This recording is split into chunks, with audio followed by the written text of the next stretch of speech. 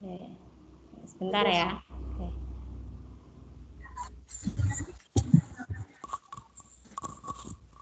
Oke. Jamur tiram bisa dimakan. Berarti dia manfaatnya positif apa negatif? Positif. Positif, Bu. Positif ya. Nah, Positif, ini Bu. sekilas tentang gambaran tentang jamur, berarti di situ ada peran yang menguntungkan, ada peran yang merugikan. Sekarang kita mulai dulu pada ciri-ciri jamur. Ciri-ciri jamur ini secara umum ya, dia termasuk kelompok eukariota. Ada yang tahu eukariota? Sel-selnya memiliki membran inti sel. Kalau di bab sebelumnya organel-organel sel itu meliputi inti. Jadi membran di sini yang dimaksud adalah selaput yang ada pada inti sel, bukan pada selnya, tapi yang di dalam organel sel itu, nukleus atau inti sel.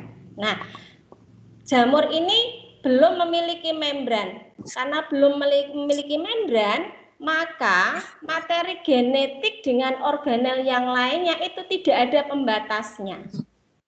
Nah, organisme yang seperti ini biasanya organisme yang tingkatannya masih rendah. Kemudian yang berikutnya, dinding selnya terbuat dari zat kitin. Zat kitin itu semacam zat yang ada pada cangkang udang. Kemudian yang ketiga, merupakan organisme multiseluler. Multi itu berarti banyak, seluler itu sel, berarti bersel banyak. Kalau bersel banyak berarti organisme ini ukurannya besar. Contohnya adalah jamur merang. Semua pasti tahu jamur merang. Nah, kemudian ada yang uniseluler. Uni itu satu, seluler itu sel, berarti bersel satu atau bersel tunggal. Karena bersel tunggal, pasti dia ukurannya sangat kecil. Contohnya adalah ragi. Tahu ragi kan? Untuk membuat apa biasanya? Membuat tape, membuat roti ya. Saccharomyces itu untuk membuat roti. Kemudian tidak memiliki klorofil. Karena tidak memiliki klorofil, maka dia tidak bisa melakukan apa saja? Fotosintesis. Karena tidak bisa melakukan fotosintesis, maka dia tidak bisa memperoleh makanan sendiri. Sehingga dia merupakan organisme heterotrof. Heterotrof itu pengguna. Apa itu, Bu? Dia mengambil makanan yang sudah jadi, tidak bisa mengubah air maupun karbon dioksida menjadi karbohidrat, tidak bisa. Seperti tumbuh-tumbuhan kan dia bisa mengubah melakukan fotosintesis. Ini kok hilang. Bentar. Hilang ya ininya ya. Bentar saya hilang. Mungkin Bu. Ibu hilang, Bu. Oh iya. Hilang di tengah sawah. Iya, nih saya panggil lagi materinya. Wifi kita punya wifi.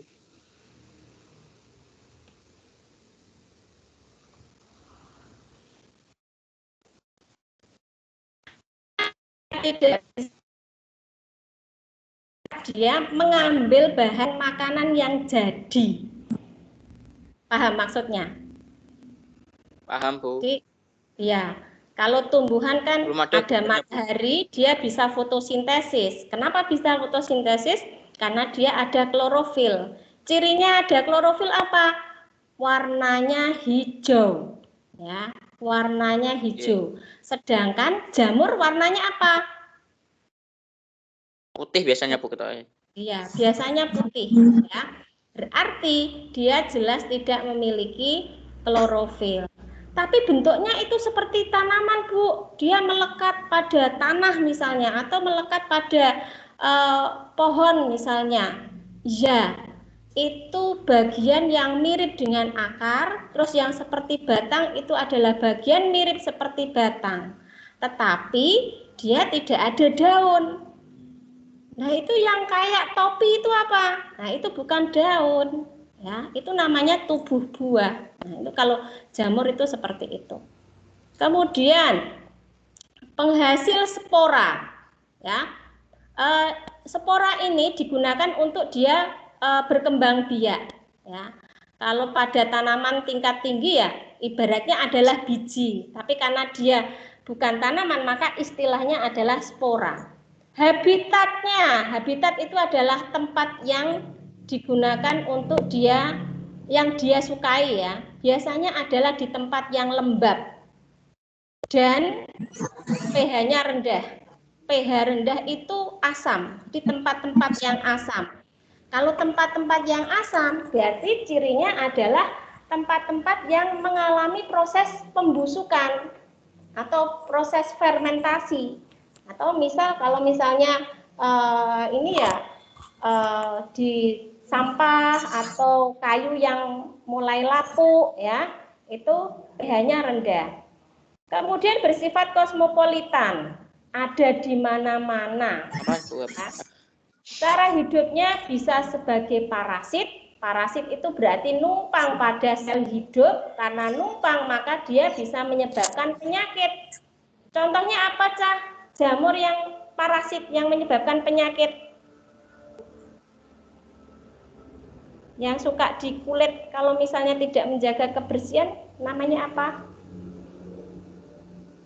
Infeksi, Bu. Bukan.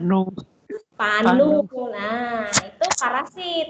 Dia hidup di tubuh sel hidup pada manusia. Nah, itu mengganggu. Karena mengganggu, dia disebut parasit. Kemudian saprofit. Saprofit ini dia hidup pada sisa organisme. Berarti organisme yang ditumpangi itu sudah mati. Contohnya pada kayu yang sudah lapuk, ya, atau pada substrat tertentu, misalnya mau membuat tempe ya, berarti pada kedelai. Tapi kedelainya bukan kedelai yang mentah.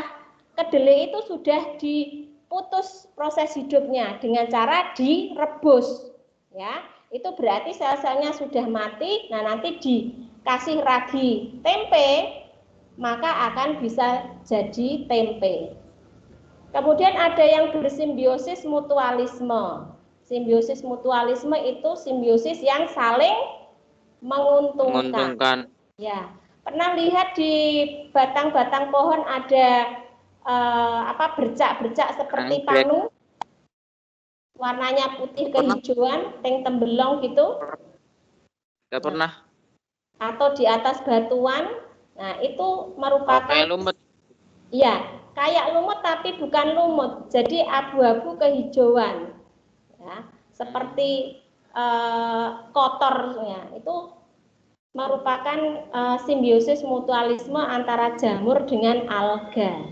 Nah, karena ada alga itu, alga ini bisa berfotosintesis sehingga dia bisa mendapatkan bisa mengubah bahan anorganik sehingga bisa membuat makanan sendiri. Makanya jamur jenis ini tuh ada semu-semu ijo-ijone. Yang ijo-ijone itu alga, ya, simbiosis mutualisme. Kemudian berkembang biak dengan cara seksual maupun aseksual, ya. Seksual itu berarti ada individu jantan dan betina, aseksual berarti tidak usah ada individu jantan dan betina, dengan sendiri dia nanti bisa berkembang biak. Oke, lanjut berikutnya. Gambarnya belum kelihatan di sini.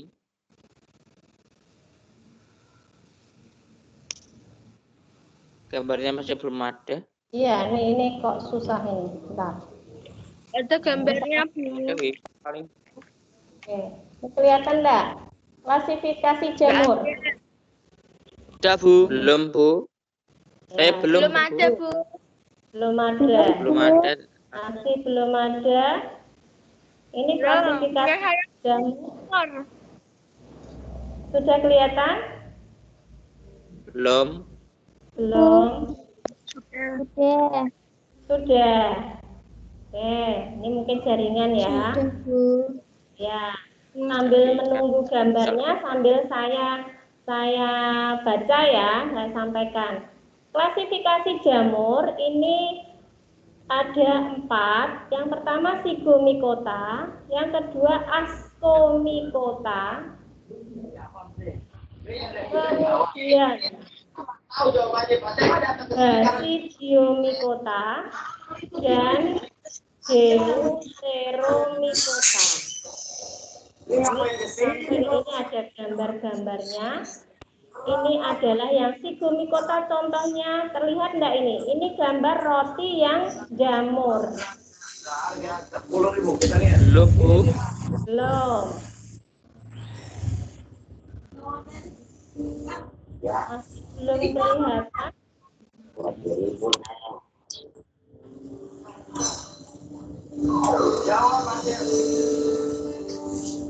Oke, itu dia Sudah jawabannya. kelihatan belum? Belum, Bu. Lagi loading. Sudah, Bu. Oke.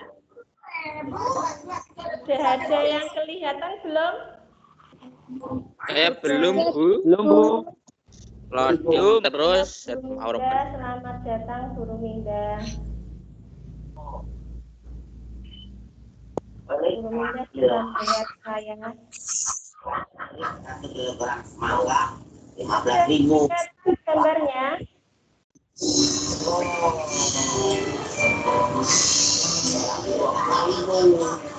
Baik. Salah 20.000 karena kalau beli setengah kilo beras harus membeli 1 kilo mangga. LTV itu di mute dulu itu. Tulisannya kecil kalau di pojok, udah gitu kalian Yang nonton TV di mute dulu. Nah, ini sudah kelihatan. Jadi yang Zygomicota ini contohnya adalah roti. Ascomycota ini bentuknya seperti ini. Kemudian Basidio ini yang kalian pasti sering lihat. Jamur tiram. Yang dipepes, yang di crispy, ya ini Basidio. Kemudian yang terakhir adalah Deuteromycota. Nanti saya kasih filenya aja kalau ini tidak terlihat. Ibu ikut apa, Bu? Sudah kelihatan belum? Belum. Belum kelihatan. Dingin lemot. Sudah, Bu. Sudah ada yang Ada terlihat. yang lemot, Bu. Kampungan. Oke, enggak apa-apa. Nanti yang enggak bisa melihat, dengarkan keterangan saya aja. Nanti saya share filenya. Ya. Berikutnya ini Zygomicota. Jadi kelompok jamur yang pertama, Zygomicota. Reproduksinya secara aseksual dan seksual. Jadi untuk yang 3 kelompok yang pertama tadi, Zygomicota, Ascomycota, dan Basidiomycota, itu dia sudah bisa dibedakan jenis cara reproduksinya. Cara reproduksinya sudah diketahui. Nah, yang terakhir yang Deutero itu adalah jamur yang belum diketahui cara reproduksinya. Nah, sekarang lanjut untuk yang reproduksi aseksual Zygomicota. Aseksual berarti tidak melibatkan 2 individu jamur. Dia menggunakan spora vegetatif. Perhatikan gambar yang di sebelah bawah. Ini contoh, jadi gini, ini roti yang sudah basi, kan warnanya hitam, ya. Pertama mungkin tidak begitu hitam, tapi lama-lama kan hitamnya banyak kan. Nah, pada yang hitam-hitam itu adalah jamur. Nah, kalau dilihat secara mikroskopis, nanti dia bentuknya seperti ini. Jadi kayak akar, terus ada batangnya, terus ini semacam kayak bunga atau apa. Bentuknya mirip seperti tumbuhan. Jadi ini adalah bagian mirip akar itu tadi. Nah, ini dinamakan dengan hifa. Nah, hifa ini nanti kalau jamak banyak namanya miselium, ya. Nah, pada reproduksi aseksual, jadi ini kalau dilihat satu individunya, ya, bagian yang hitam itu. Kalau sudah menghitam, ya, ini namanya spora, sporanya, kotak sporanya. Nanti di dalamnya ada spora. Kalau dia sudah masak, akan pecah, terus sporanya keluar. Ini ada titik ini. Keluar, kemudian dia akan berkecambah, tumbuh. Kalau lingkungannya itu lembab, maka dia akan berkecambah, tumbuh hifa, ya, menjadi hifa, ya. Itu sampai di sini ini adalah reproduksi aseksualnya.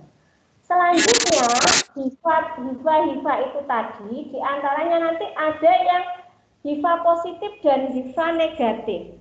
Jadi tidak seperti organisme tingkat tinggi lainnya diketahui jantan dan betina. Kalau pada jamur tidak. Yang positif itu berarti nanti yang dia memberikan inti sel generatifnya. Nah, hifa negatif itu yang menerima inti sel generatif dari hifa positif. Nah, bagaimana caranya? Jika ini nanti berdekatan, ini satu sama lain menempel, nanti lama-kelamaan di sini akan semakin menggembung. Ini akan terus tumbuh, kemudian terjadi plasmogami. Plasmogami itu pertukaran atau pencampuran sel plasma, ya, plasma sel. Terus nanti terus tumbuh membesar. Kalian bisa bedakan bagian ini, ya. Ini tadi kan masih kurus, nah, semakin menggembung seperti ini. Ini adalah sporangiumnya. Kemudian nanti lama-lama semakin membesar. Ini kalau diperbesar seperti ini dan nanti menghitam. Kalau sudah menghitam ini tandanya spora yang ada di dalam itu sudah masak. Nanti kalau sudah masak sporangiumnya ini, wadahnya, kantong sporanya ini nanti akan pecah. Setelah pecah, dia akan mengalami pembelahan, terus ketemu dengan media yang lembab. Dia kan sukanya pada habitat yang lembab, pH-nya rendah, maka dia akan berkecambah. Begitu seterusnya. Begitu ya. Ini untuk reproduksi Zygomicota. Jadi untuk reproduksi seksualnya, hifa jantan dan hifa betina itu berdekatan dulu, kemudian membentuk gametangium. Berikutnya, contoh Zygomicota dan peranannya. Ya, Zygomicota ini banyak sekali. Yang mudah dijumpai adalah Rhizopus. Rhizopus ini dia punya peran yang menguntungkan karena biasanya dimanfaatkan untuk bahan makanan. Contoh Rhizopus adalah, tapi ada yang merugikan ya, tidak selamanya. Ada yang menguntungkan, ada yang merugikan. Sekarang coba kita identifikasi. Kalau contoh Rhizopus yang ini, Rhizopus stolonifer, merupakan jamur yang biasa tumbuh pada roti basi. Berarti ini peran menguntungkan apa merugikan? Merugikan. Iya, bagus. Rhizopus oligosporus atau Rhizopus oryzae, merupakan jamur yang membantu dalam pembuatan tempe. Menguntungkan apa merugikan? Menguntungkan. Iya. Untung. Rhizopus nigrican, asam fumarat dan biasa tumbuh pada tomat. Menguntungkan apa merugikan? Apa, Bu? Rhizopus nigrican. Ulangi. Biasa tumbuh pada tomat, menghasilkan asam fumarat. Merugikan. Berarti kan tomatnya busuk, ya kan? Kemudian tumor deko ditemukan pada kotoran ternak. Kalau pada kotoran berarti menguntungkan apa merugikan? Menguntungkan. Ya, menguntungkan apa? Akan bagaimana? Menghasilkan pupuk kandang. Membantu menguraikan, ya, akhirnya nanti bisa jadi pupuk kandang. Kemudian ada lagi Mucor hyemalis, berperan dalam fermentasi susu kedelai. Kira-kira menguntungkan apa menguntungkan? Menguntungkan, Bu. Susu kedelai itu asam apa manis? Manis. Manis. Kalau Asam. difermentasi Asam. itu akan menjadi asam. Berarti ini menguntungkan apa merugikan? Merugikan. Menguntungkan. Merugikan. Kan menjadi asam berarti basi, tidak enak dimakan. Itu aja. Iya, Kali. beda dengan yogurt loh ya. Kalau yogurt beda lagi. Nah, dan berikutnya, nah ini molak-malik ininya ya. Nggak kelihatan loh, Bu. Ya, ini. Bentar. Saya Sinyalnya saya jelek. dari Ya. kelihatan. Juga ini Konek dulu, Bu. Betul.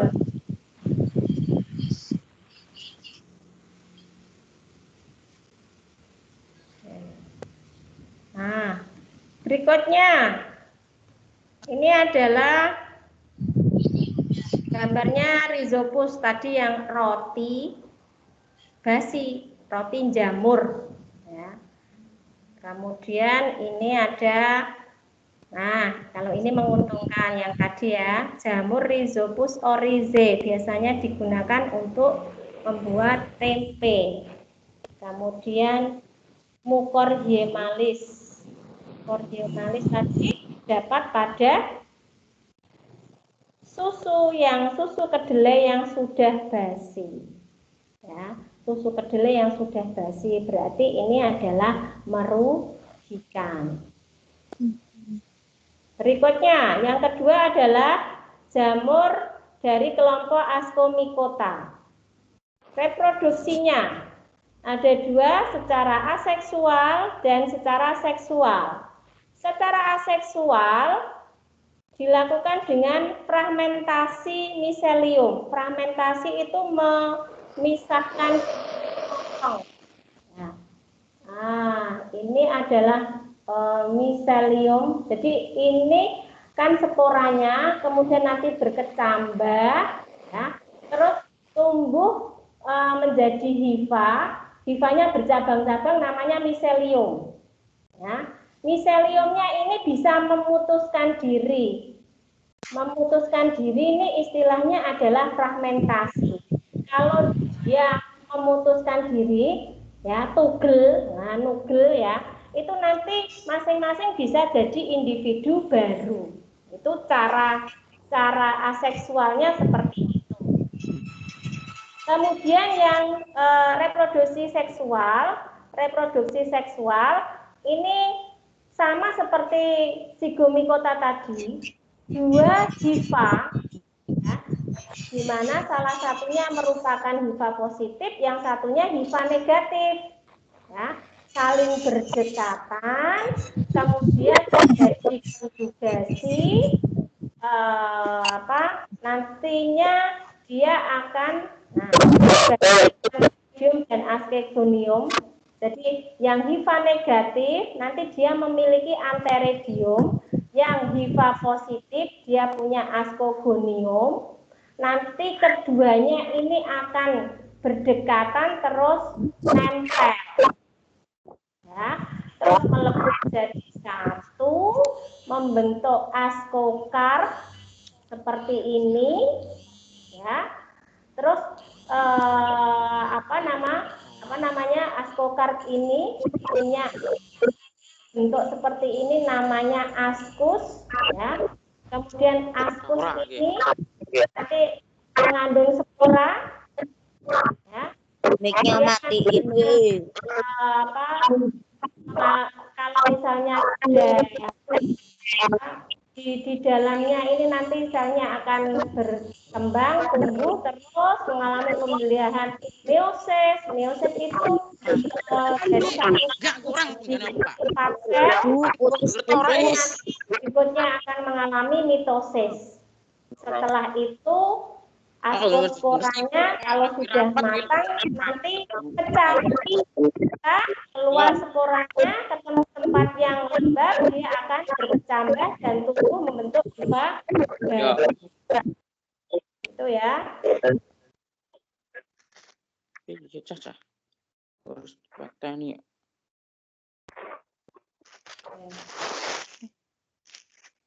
Mike pateni Mike. Nah, Mike pateni biar tidak ganggu temannya. Oke, mic-nya di mute dulu. Selanjutnya contohnya, contoh akomikota ini yang paling mudah adalah Saccharomyces. Saccharomyces itu biasa kita sebut sel kamir atau yeast, atau yang lebih familiar adalah ragi. Ya, semuanya tahu ragi ya. Nah, sing tinggi gawe tape, gawe roti, gawe apem ya. Itu. Ini Saccharomyces macam-macamnya. Ada Saccharomyces cerevisiae untuk pembuatan tape atau roti. Saccharomyces tuak untuk memfermentasi air nira atau legen, sehingga namanya tuak. Ini kalau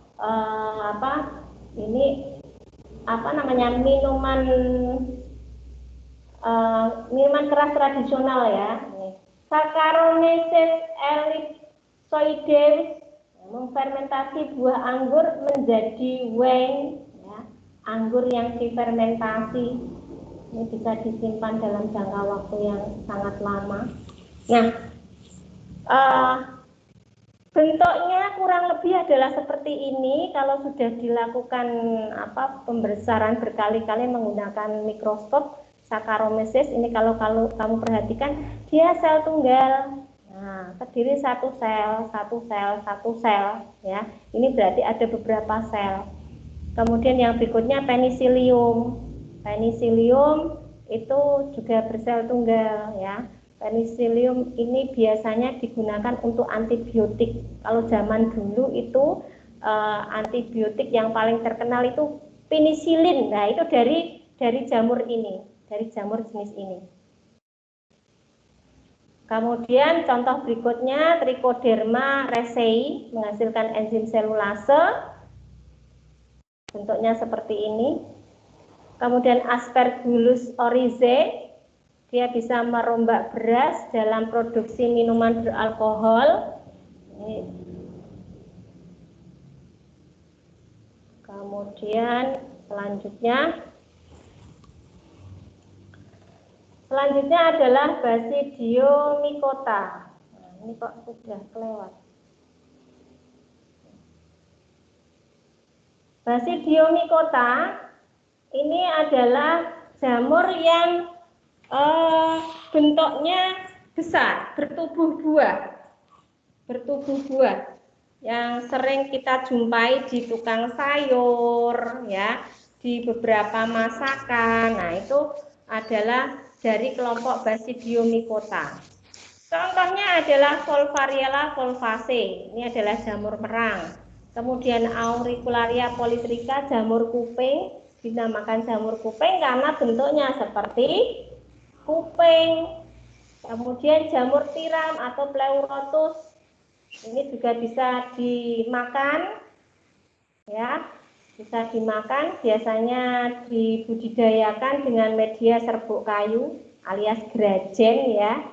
Kemudian Ganoderma aplanatum, jamur kayu, dia tumbuh pada kayu yang sudah lapuk, bisa digunakan untuk bahan obat-obatan. Gambarnya seperti ini. Ini yang jamur merang, biasanya tumbuh pada merang. Merang itu apa? Merang itu jerami yang sudah membusuk. Jerami tahu? Kalau enggak tahu, damen. Enggak tahu tuh, tahu. Damen. Tahu lupa. Tahu. Tanaman padi yang setelah dipanen itu ya. Nah, itu dinamakan merang. Ini jamur kuping, dinamakan jamur kuping karena ini coklat, bentuknya koyok kuping. Ya. Bisa dimakan juga. Kemudian ini adalah jamur tiram, ini yang sering digunakan untuk jamur crispy itu ya, ini untuk pepes. Enak itu, Bu. Nah, ini enak ya. Besok nek sudah boleh masuk praktek buat keripik ini ya. keripik jamur. Kemudian ini yang dinamakan jamur kayu, Ganoderma aplanatum, bisa digunakan sebagai bahan obat-obatan. Nah, jaringan. Betul. Kemudian yang berikutnya adalah reproduksi kelompok jamur yang terakhir, Deuteromycota. Deuteromycota ini adalah sebenarnya bukan kelompok, dia hanya kelompok sementara untuk mengelompokkan jamur-jamur yang belum diketahui cara reproduksi seksualnya. Belum diketahui cara reproduksi seksualnya. Nah, Bu, kalau misalnya sudah diketahui, dia tetap di situ. Tidak. Kalau ilmu pengetahuan kan terus berkembang ya. Jika nanti ditemukan alat yang canggih misalnya.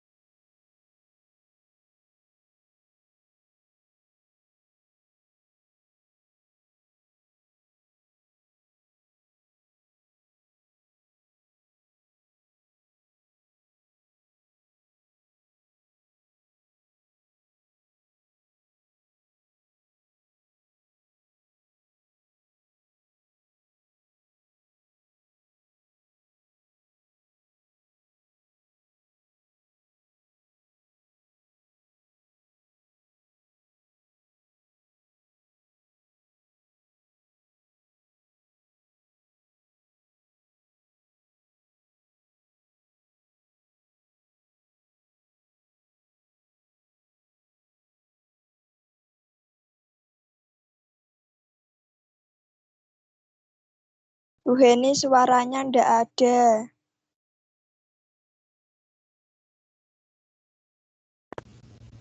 Maaf. Tahu kira loading terus. Ya. Sudah? Sudah terdengar suara saya? Cepat Bu, ini dah. Ini sudah hampir sejam kok Bu. Ya. Ya, ada. Ya. Udah Bu. Nah, Tapi ini ini hampir kalau dijejerke keempat-empatnya, maka akan tampak reproduksi seksualnya Zygomicota namanya Zygospora. Nama sporanya ya, spora seksualnya Zygospora. Untuk Ascomycota, Ascospora, sesuai dengan kelompoknya. Ini yang kamu iling-iling. Basidiomycota, ya, spora seksualnya namanya Basidiospora. Sedangkan untuk Deuteromycota masih macam-macam tadi. Ada banyak namanya. Itu. Kemudian aseksualnya ini namanya spora. Kemudian pada Ascomycota, spora aseksualnya dinamakan Conidiospora. Pada Basidiomycota juga sama. Sedangkan pada Deutero dinamakan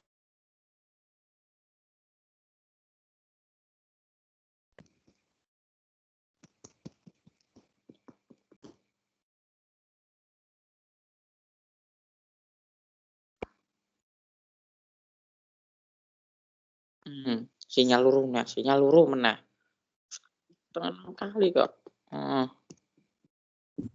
Nggak ada suaranya lagi, Bu. Sudah?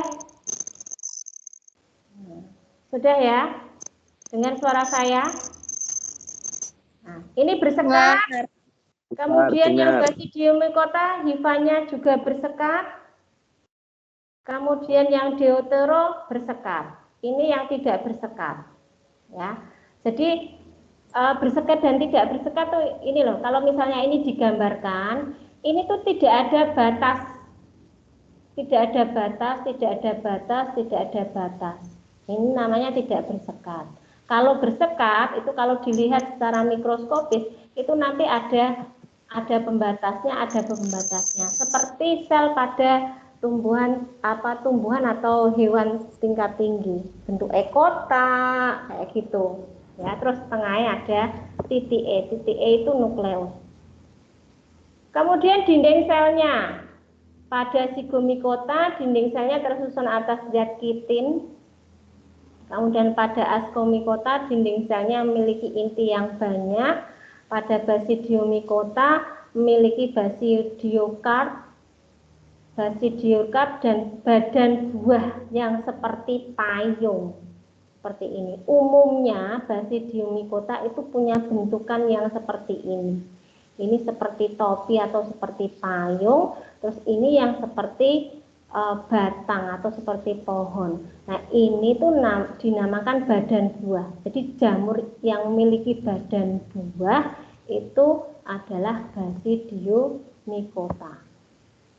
Kemudian pada deutero dinding selnya terdiri dari zat kitin. Jadi sama dengan zigomycota. Tuh. Kemudian berikutnya zigomycota memiliki eustoria menghasilkan zigosporangium. Kemudian ascomycota sporanya tidak berflagel. Flagel itu untuk alat geraknya ya supaya dia bisa bergerak, berarti bisa pindah tempat ya, maksudnya bisa ke tempat yang agak jauh. Kemudian apa ini? Ini contohnya ya. Ini contoh dari basidiomycota. Tadi gambar-gambarnya Volvariella volvaceae ini jamur merang. Kemudian ini Ganoderma itu jamur kayu. Amanita phalloides. Amanita phalloides itu kalau kalian lihat jamur atau gini, ikon-ikon jamur sing ini bagian payungnya yang warnanya merah. Nah, itu seperti itu. Tapi jamur jenis yang berwarna menarik itu tidak boleh dikonsumsi ya, Cah. Tahu enggak kenapa? Karena dia beracun. Ya. Jadi kalau kalian menjumpai kok jamur ini kok bagus warnanya merah misalnya, hati-hati jangan dimakan, justru itu beracun ya. Itu tadi contoh-contohnya.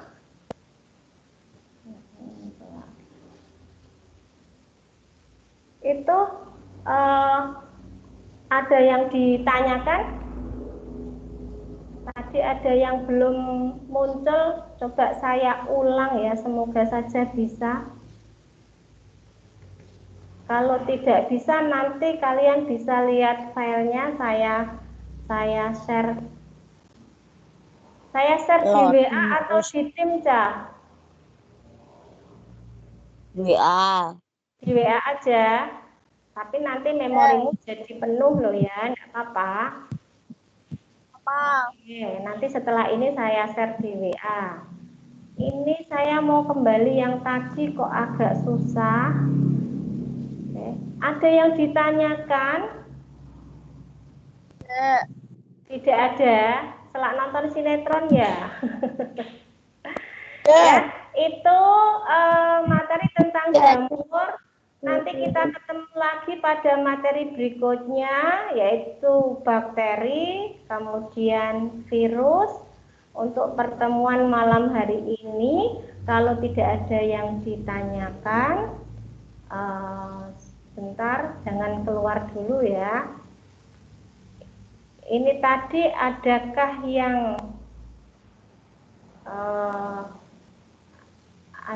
yang belum hadir? Ada tidak ya?